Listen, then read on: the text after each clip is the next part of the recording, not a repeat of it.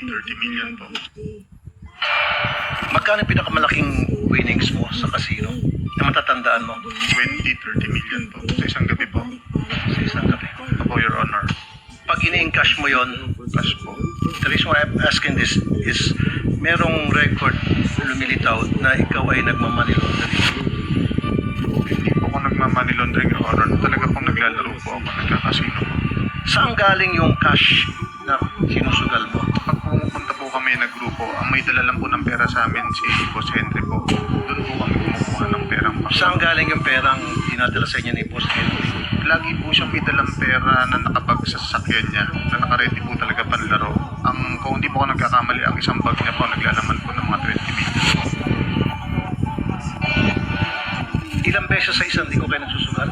Usual po mga 2-3 times a week po.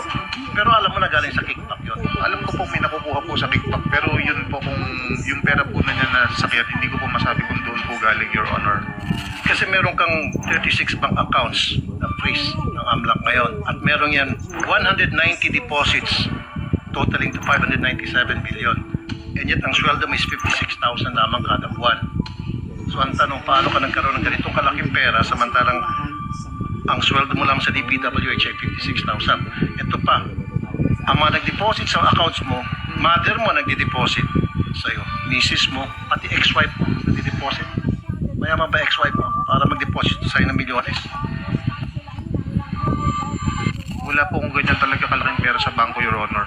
Itong information na ito galing sa AMLAC pa eh. So ibig sabihin, mali ang AMLAC, ikaw ang tama.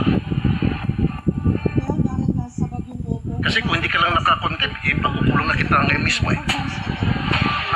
Your Ano kasi Honor, sinungaling mo? Labas-pasok nga na deposits. Pinag-usapan natin. Sabi mo, there's no such thing as 597 billion. Ito nga po yung sinasabing labas-pasok na pera, which total to 597 billion. posible po yan, Your Honor. Oh, ngayon inaamin mo na. Pasensya na po kayo kasi ang intindi ko po kanina meron po akong 590 million sa bangko Umabot sa 597 ang total amount. Di ba yung pinatuko ng mga transaction po, Your Honor. Possible po.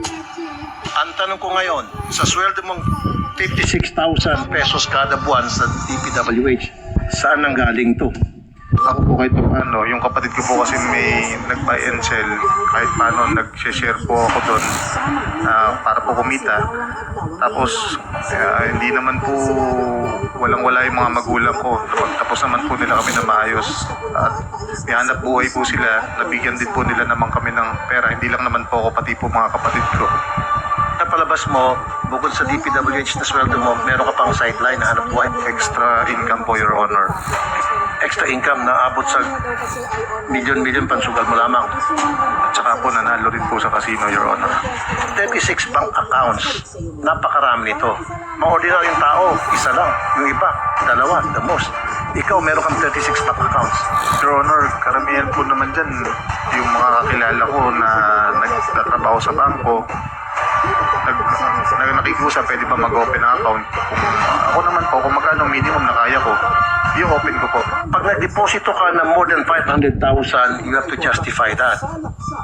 So yung mga pumapasok na milyones at one time, paano mo justify doon sa bangko para tanggapin yung malaking milyones na pera na pinapasok mo? Hindi ko rin po alam, Your Honor, basta pinapayagan naman po ng mag-deposit po. Pinapayagan ka. Opo, Your Honor. Okay, magbanggit ka ng bangko, halimbawa. AUB po. Pag pumunta ka sa AUB, magdeposito ka ng more than 500, you have to justify.